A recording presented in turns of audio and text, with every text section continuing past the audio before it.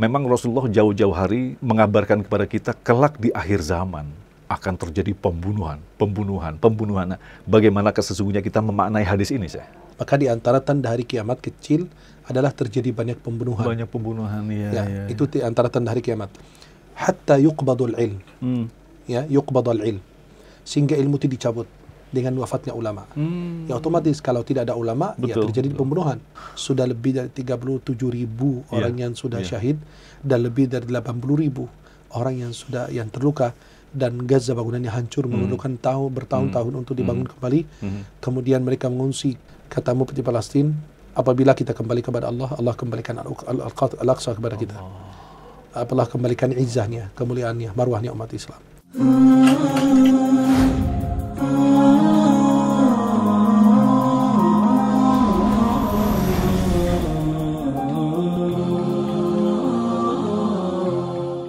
Assalamualaikum warahmatullahi wabarakatuh.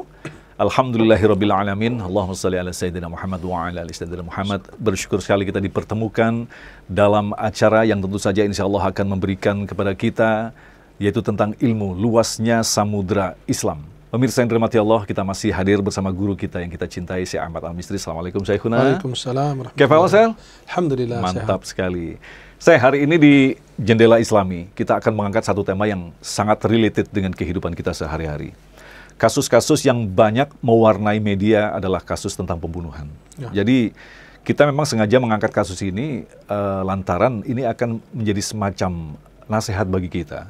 Agar ketika kita menyelesaikan masalah, jangan buru-buru langsung dituntaskan dengan menghabisi nyawa orang lain. Nah, ini mengingatkan saya, jadi kasus-kasus pembunuhan ini mengingatkan saya pada satu hadis Rasulullah. Memang Rasulullah jauh-jauh hari mengabarkan kepada kita kelak di akhir zaman akan terjadi pembunuhan. Nah, pertanyaan yang general yang akan mengawali diskusi kita kali ini, bagaimanakah sesungguhnya kita memaknai hadis ini, Syekh? Ya, Bismillahirrahmanirrahim. Alhamdulillah, wassalatu wassalamu ala Rasulillah wa alihi wa sahbihi wa man wala. Para pemirsa dimanapun Anda berada, saya mencintai kalian semua karena Allah. Semoga Allah pertemukan kita di dunia dalam taat dan di akhirat di surga Allah Subhanahu wa taala. Saya akan bacakan redaksi hadisnya yang diriwayatkan oleh dari Abu Hurairah radhiyallahu anhu, riwayat Imam Bukhari dan Imam Muslim. La taqumus sa'ah. Tidak akan terjadi hari kiamat hatta yuqbadul ilm. Sehingga ilmu itu diangkat. Bukan diangkatnya kitab-kitab atau ilmu, tapi dicabutnya para ulama, diwafatkan para ulama. Nah, kalau antum sudah tahu dari awal hadisnya, berarti yang pertama itu terjadi di akhir zaman. Maka di antara tanda hari kiamat kecil adalah terjadi banyak pembunuhan. Itu di antara tanda hari kiamat. Yang kedua, hatta yuqbadul ilm. Yuqbadul ilm. Sehingga ilmu itu dicabut dengan wafatnya ulama. Ya otomatis kalau tidak ada ulama, ya terjadi pembunuhan. Karena tidak ada yang menjadi pembimbing, tidak ada yang memberikan arahan, tidak ada yang memberikan fatwa yang tepat, tidak ada yang memberikan arahan kepada umat atau manusia yang hidup di zaman itu. Wa takthuruz zalazil, terjadi banyak gempa seperti yang kita saksikan sekarang. Wa yataqarabuz zaman. Zaman itu berdekatan, makin dekat. Jadi seminggu serasa satu hari, berkah waktu dicabut. Masya Allah. Kita baru selesai zuhur, ya udah asar, udah maghrib, udah isya, udah jam sekian. Begitu waktu begitu berjalan dengan cepat. Wa tadhhar al-fitan. Dan fitnah itu bermunculan di mana-mana. Kemudian wa yakthurul harju. Nah, wa yakthurul harju itu artinya wa huwa al-qatlu. Pembunuhan demi pembunuhan. Kemudian dalam hadis yang lain, Nabi SAW menjelaskan al-qatil wal maqtulu finnar. Nabi SAW sampai menjelaskan orang yang membunuh dan yang dibunuh juga di neraka. Maka kenapa terjadi pembunuhan? Karena minimnya ilmu agama. Karena orang tidak ada ilmu agama, tidak terkontrol oleh aturan Islam, petunjuk dari Allah dan Rasulnya SAW, maka gampang melakukan huru-hara, gampang melakukan kerusakan. Seperti yang saat ini kita lihat. Orang ada masalah langsung bunuh. Ada masalah langsung bunuh. Nah, itu kan kekeliruan yang besar. Kenapa? Karena berarti pendidikan fenomena lemahnya iman juga. Imannya lemah, tidak ada bimbingan, tidak ada pendidikan yang baik. Ya seperti kita saksikan. Anak-anak yang memperolok-olok anak Palestina yang sedang dibunuh gitu kan. Dengan makanannya dia. Dengan makanan ini darahnya anak Palestina apa. Ini berarti pendidikan kita arahnya kemana sebenarnya? Satu, banyak orang tua memikirkan isi perut anak dibanding memikirkan isi keimanan anak. Astagfirullah. Nah, maka itu sebenarnya tanggung jawabnya kepada apa? Menteri Pendidikan, Presiden, orang-orang yang bersangkutan dengan pendidikan itu. Kenapa? Karena majunya sebuah negeri, karena majunya pendidikan mereka. Betul, betul. Pendidikan itu yang mengangkat sebuah kaum, sebuah negeri. Makin kita, kenapa banyak referensi, banyak kitab, tapi sayang sekali sekarang nggak dibaca. Iya. Banyak ilmu, banyak ulama masih hidup, tapi sayang sekali tidak ada yang manfaatkan keberadaan mereka. Maka Nabi SAW mengatakan, la taqumus sa'ah, tidak akan terjadi hari kiamat sehingga ilmu itu dicabut. Dengan sekian tanda-tanda tadi itu. Ya, tanda-tanda tersebut diantaranya karena ilmu sudah tidak ada, terjadi gempa, terjadi nggak ada ini panduan itu. kita. Ya, tidak ada panduan, akhirnya itu tidak ada kompasnya. Kalau ada kompasnya kan orang tahu gitu arahnya kemana, atau tidak ada tujuan hidup yang jelas. Nah, maka itu terjadi pembunuhan. Apakah kita sudah sampai pada era itu jawabannya? Ya, buktinya sekarang lihat. Allahu Akbar. Adik membunuh kakaknya, kakak membunuh adiknya gara-gara apa? Warisan. Ya, gara-gara kebencian, kedengkian yang terjadi, hasud.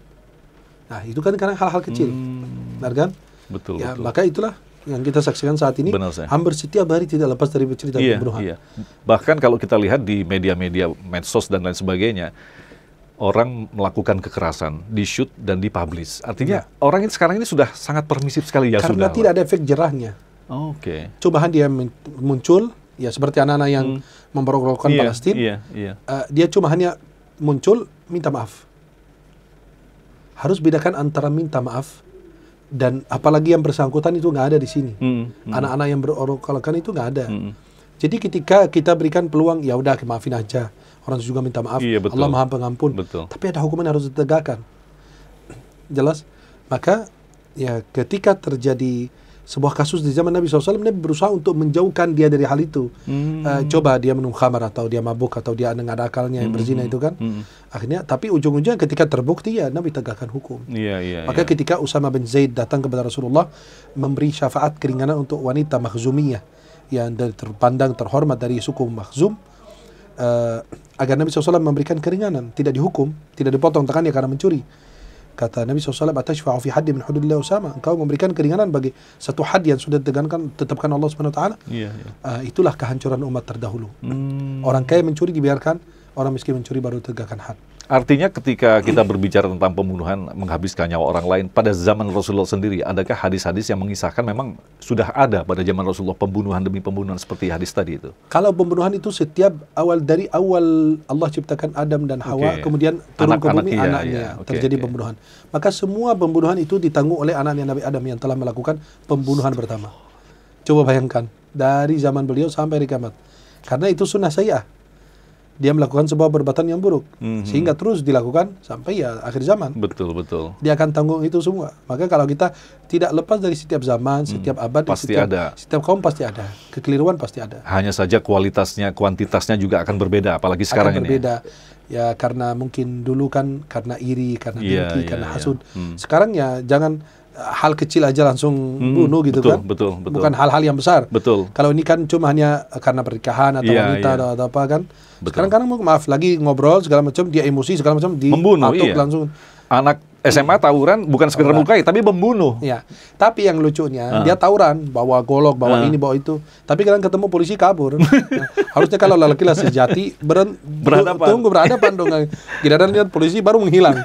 Kayak jin gitu kan. Nah, saya kalau memahami tadi seperti yang saya katakan dari satu hadis bahwa yang membunuh dan yang dibunuh sama saja. Tapi dalam konteks membela diri, ada hadis yang lain yang mengatakan kalau kita menjaga harta habis-habisan, kalau perlu memang mati adalah mati syahid. Nah, ini bagaimana mengaitkan ini saya? Nah, kan gini, kan perbedaan antara orang yang benar-benar membela kebenaran karena sudah punya ilmu pengetahuan, sudah paham bahwa apa yang dilakukan itu betul. Orang Palestina berusaha membela negerinya. Betul. Dan itu benar, dan itu hak. Ketika dia dibunuh, dia melawan, dia dihitung syahid. Orang merampok harta saya, itu kan harta halal saya, hak saya. Ketika dibunuh, ya maka saya akan dihitung syahid. Beda dengan yang lain. Dia lakukan pembunuhan, dia tidak tahu kenapa dia membunuh. Yang dibunuh, kenapa dibunuh. Yang membunuh juga nggak tahu kenapa, dua-duanya. Makanya Nabi mengatakan, Al-Qatil wal Maqtul finnar. Yang membunuh dan yang dibunuh di neraka dua-duanya. Karena melakukan pembunuhan karena apa? Ya karena asabiyah. Iya. Kadang-kadang fanatisme atau karena suku atau jadi pada intinya mereka berdua itu ada semangat saling membunuh begitu ya. Cuman kebetulan yang mati temennya gitu ya. Kalau saya yang mati juga kita juga sama-sama masuk neraka gitu saya. Sekali. Nah, kalau kita kaitkan dengan keterangan saya tadi bahwa salah satu ciri akhir zaman adalah dicabutnya ilmu dari para ulama, dimatikan para ulama. kita kan masih banyak ulama ini yang sebenarnya masih mampu untuk memberikan nasihat-nasihat kepada kita. Tapi ulama yang mana? Kan konteks ulama itu Rabbani atau ulama duniawi. Ulama sultan, ulama artinya yang ikut pro kepada kedudukan, jabatan, harta dan lain, atau ulama yang Rabbani, yang mengarahkan sesuai dengan aturan, yang susah digoyang, susah dipancing, susah dirubah, susah gimana ya, susah difitnah. Artinya dengan harta, jabatan, segala macam, dia tetap teguh, dia tegak di atas kebenaran. Dia berusaha untuk membela kebenaran. Lihat Imam Syafi'i, Imam Malik, Imam Abu Hanifah, semua itu dipenjara, semua itu kena hukuman. Tapi mereka tegak di atas kebenaran. Imam Ahmad bin Hanbal sampai beliau dihukum, dicambuk gara-gara apa? Mengatakan Al-Quran kalamullah. Ya, karena fitnah pada saat itu Quran makhluk. Beliau mengatakan Quran kalamullah gitu kan. Imam Syafi'i juga demikian, karena difitnah pada saat masuk ke Irak gitu kan. Kemudian bahwa beliau ingin mengulitkan sultan atau khalifah di saat itu. Imam Abu Hanifah juga demikian, dicambuk gara-gara nggak mau jadi hakim karena merasa lebih berat dan mungkin merasa ada lebih besar lebih bagus dari beliau. Kemudian Imam Malik juga demikian, gara-gara masalah talak, perceraian gitu dan lain. Semua dapat Nabi Yusuf alaihissalam. Itu maka semua, maka itu kalau bicara ulama yang mana? Sekarang kualitasnya, maaf ya, pendidikan aja lihat anak-anak seperti itu, yang memperolok anak Palestina. Dan pendidikan yang lain susah. Kita mendapatkan pendidikan yang benar-benar punya kualitas ilmu yang sangat luar biasa. Sekarang maaf, ini kayak lagi viral ini sekarang. Aki-aki yang yang bicara masalah bahasa Suryani. Kita bahasa Indonesia aja belum selesai, belum khatam. Kita bahasa Suryani. Nah, itu diantara ciri-ciri yang nggak boleh diruqyah adalah meruqyah dengan menggunakan bahasa yang tidak dapat dipahami. Saya mengamati, saya lahir besar di Arab, bahasa Arab, tiba-tiba loh, Anda baru dengar pertama apa itu? Berarti itu bahasa apa itu? Mungkin bahasa jin mungkin atau bahasa alien gitu. Tapi banyak pengikutnya. Itu dia. Maka yang menyedihkan kita, kajian yang berbobot dan berilmu, walaupun beda pendapat, dibubarkan. Dan yang begini malah didiamkan. Itu yang membuat kita bingung gitu. Nah, apa penyebab dari kasus-kasus yang terjadi saat ini begitu sesuatu yang akhirnya membunuh, dan dibunuh adalah sesuatu yang biasa? Saya melihat ini ada salah di mana? Karena lemah iman. Pendidikan yang kurang. Sekarang maaf, mana ada pendidikan agama masih minggu sekali? Kan nggak cukup, belum tentu juga mereka belajar. Cuma hanya buat nilai untuk lolos saja gitu. Sholat bagaimana kita tegakkan, masjid-masjid bagaimana, ruang-ruang ibadah kita gimana, kajian-kajian gimana. Yang ngisi kajian itu siapa dan berkualitas tidak, punya kompeten atau tidak, punya keahlian atau tidak. Kadang-kadang maaf, pelawak jadi pengajar. Padahal syarat harus jelas begitu syaratnya. Iya, syaratnya harus jelas, keilmuannya jelas, agamanya lurus, tauhidnya lurus. Kalau dia mengajak, maaf, yang kita lihat sekarang penimbangan gitu loh. Penimbangan, kekeliruan yang terjadi dan didiamkan oleh gurunya. Maaf, ketika seorang murid merangkak di depan gurunya, kemudian melakukan ritual-ritual di depan gurunya yang tidak sepantas dilakukan, dia nggak lakukan di depan orang tuanya. Tapi kita di depan gurunya gitu. Harusnya kan yang dihormati orang adalah tua terlebih dahulu. Ya, itu kadang-kadang dia merangkak di depan gurunya, cium tangan bolak-balik, menghormati, tapi orang tuanya enggak. Nah, kemudian dia kadang-kadang mendatangi kuburan gurunya, merangkak juga. Itu udah kayak tradisi Syiah gitu kan. Atau penimbangan yang terjadi, maka dan didiamkan. Apabila kita diluruskan, dituduh banyak tuduhan. Wahabi kayak apa, macam-macam muncul kan. Nah, ketika orang berusaha meluruskan pemahaman yang keliru atau kesalahan-kesalahan yang terjadi, itu selalu dituduh dengan hal demikian. Betul. Coba perhatikan apa yang disampaikan, konteksnya itu betul atau tidak. Jika terjadi larangan atau pelanggaran, ya silakan, bisa debat. Ya, kalau orang ada pemikiran yang keliru, ya kita bisa debat dengan pemikiran juga, dengan dalil, dengan data, dengan bertabayun lah begitu ya. Bertabayun dengan hujah, dengan dan lain sebagainya. Nah, Syekh, kalau kita kaitkan tadi, salah satu ciri-ciri kiamat adalah dicabutnya ilmu, tentu saja di dalam kepala para ulama. Nah, kalau kita kaitkan dengan kondisi saat ini, bukankah kita tahu bahwa kita pun punya Majelis Ulama Indonesia? Artinya, apakah keberadaan ini tidak mencukupi untuk bisa istilahnya menghambat tingkat kejahatan begitu sih? Kalau menurut saya seperti apa? Kan gini, karena lihat di rumah tangga masing-masing, di setiap lingkungan RT RW gimana, bimbingan agama. Kan kebebasan sekarang luar biasa. Orang tua, guru aja gak ada marwahnya di depan murid. Iya. Mana ada guru yang berani tegur muridnya atau marahin muridnya gitu kan? Langsung dilapor. Maka itu tingkat apa? Kerusakan dalam pendidikan. Maaf, Guru yang dulu, maaf, kita lihat dari jauh aja kita udah ketakutan. Iya, betul. Hormat, kita menghilang, takut berhadapan dengan guru. Sekarang ketemu guru kayak ketemu teman. Kayak nggak ada hormat. Guru ini nggak ada marwahnya. Ketika guru menegur, ketika memberikan tugas. Betul. Sampai dulu ada seorang teman mengatakan beliau guru di sekolah. Orang tua menegurnya ketika mau memberikan PR kepada anaknya di rumah. Nggak boleh, ini anak udah capek dari pagi, terus dia les segala macam. Pulang ke rumah kemudian dikasih PR, ya kasihan gitu kan. Nah itu kan tambah buat berat apa? tugasnya, iya, tambah berat tugasnya begitu Ya, tambah kan. berat. Nah tapi itu kan harusnya kan demi kebaikan anak. Dan itu nggak ada yang lebih bagus dari dia kecuali dua orang, guru sama orang tua. Guru masih guru SD, tapi muridnya udah jadi menteri, jadi presiden. Nah orang tua juga demikian. Nah, maka tidak ada yang ingin kita lebih bagus dari dia kecuali dua orang ini. Maaf, antum tidak mau anak orang atau orang lain lebih bagus dari antum. Nggak ada, kecuali dua orang ini. Orang tua dan guru. Guru kepingin muridnya lebih bagus dari dia. Dan demikian orang tua.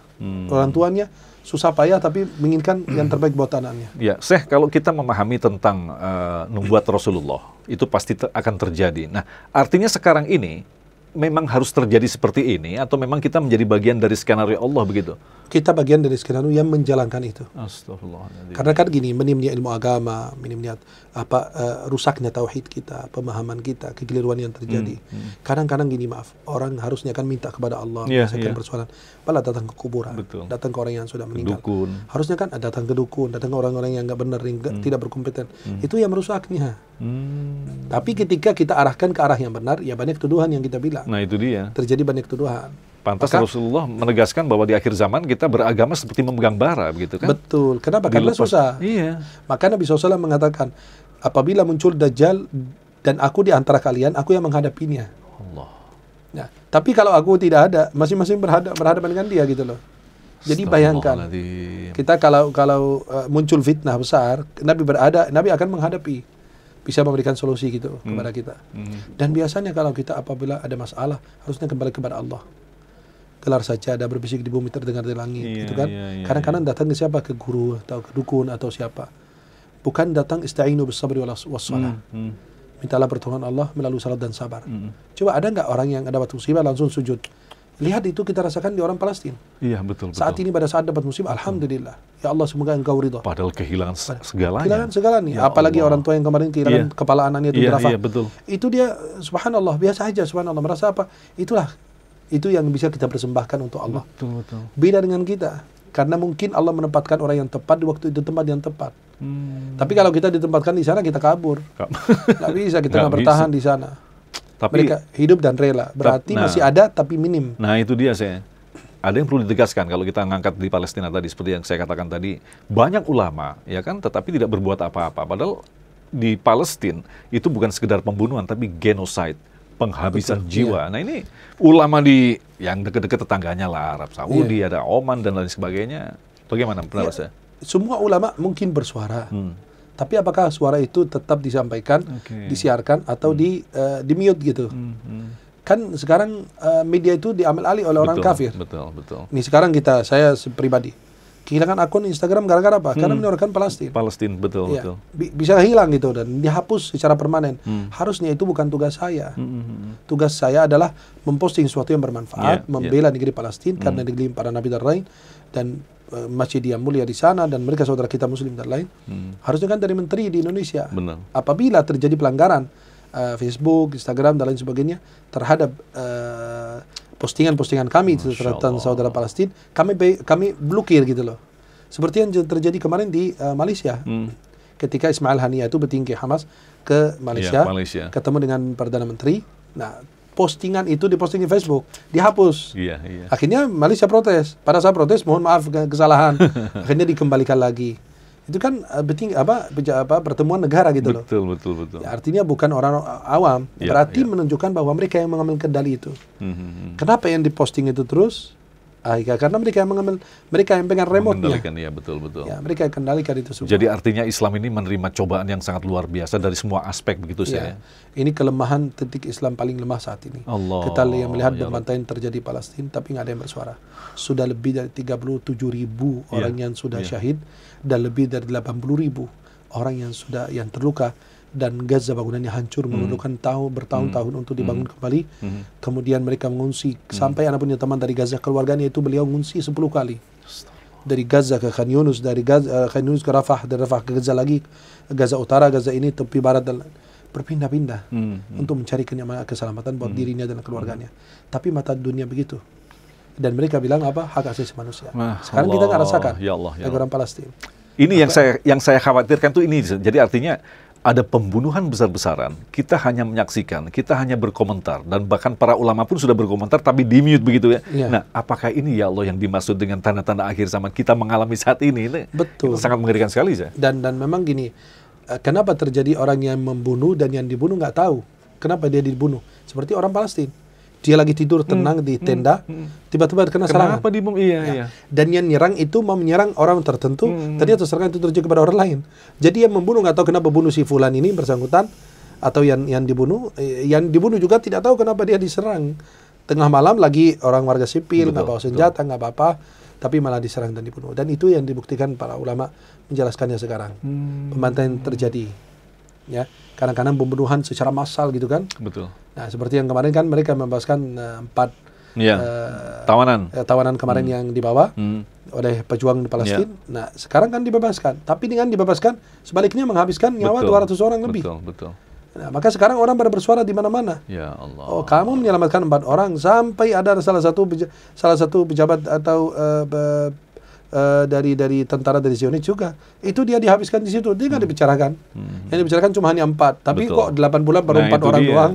Kita semua dalam framing begitu ya, jadi berita-berita itu dibikin. Maka ulama menjelaskan qatil wal maqtul finnar, artinya orang yang membunuh dan yang dibunuh di neraka. Karena mereka tidak tahu kenapa. La yadri qatil fima qatal wal maqtul fima qutil. Orang yang bunuh tidak tahu kenapa dia membunuh, yang dibunuh juga demikian. Jadi saya yang terakhir mungkin, apa yang diisyaratkan oleh Rasulullah ketika kita menghadapi kondisi seperti ini? Apa semestinya yang kita lakukan, dan kita harus melakukan perubahan? Perubahan dari mana? Dengan bentuk seperti apa? Yang pertama adalah kembali kepada Allah. Katamu di Palestina, apabila kita kembali kepada Allah, Allah kembalikan Al-Aqsa kepada kita. Allah kembalikan izzahnya, kemuliaannya, marwahnya umat Islam. Satu. Yang kedua, kita saling mencintai di antara kita, saling menghormati, saling mencintai, sekarang kan saling menuduh, saling menuduh. Kemudian yang ketiga, kita harus belajar agama lebih dalam, luruskan tauhid kita, luruskan akidah kita, pemahaman kita. Kemudian kita angkat orang-orang yang berilmu, betul-betul kita jadikan rujukan, panduan kita, bukan orang-orang yang public figure dan lain, enggak, orang yang berilmu, betul-betul berilmu. Mau dia muda, mau dia tua, mau siapapun itu, mau tampan atau tidak, yang betul-betul berilmu. Karena sekarang kita melihat fenomena kajian sekarang. Ya, harusnya ustadznya tampan, rambutnya bagus, bikin quotes.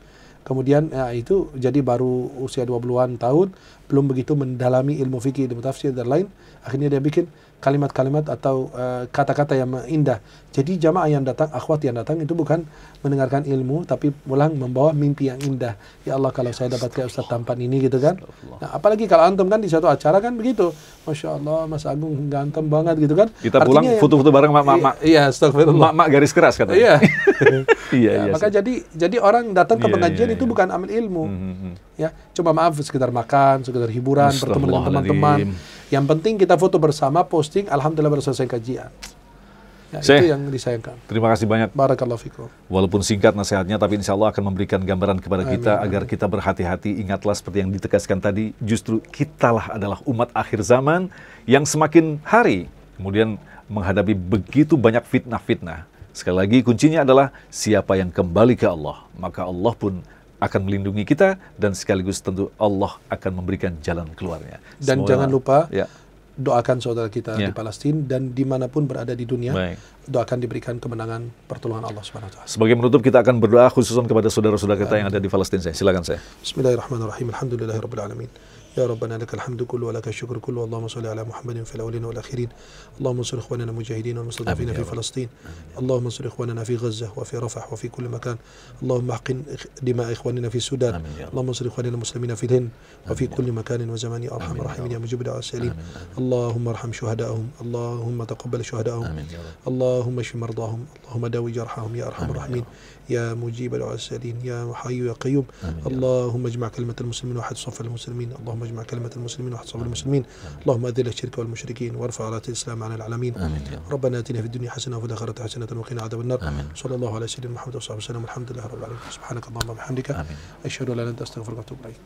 Terima kasih Syekhuna. Demikian Jendela Hikmah untuk kesempatan kali ini. Terima kasih atas perhatian Anda. Mudah-mudahan memberikan manfaat. Assalamualaikum warahmatullahi wabarakatuh. Salam. Terima kasih, jazakumullah khairan, sahabat-sahabat semuanya sudah mengikuti channel YouTube saya. Semoga yang kami tayangkan itu bermanfaat. Jangan lupa share, like, dan subscribe. Mudah-mudahan insyaAllah kita semua dalam lindungan Allah SWT.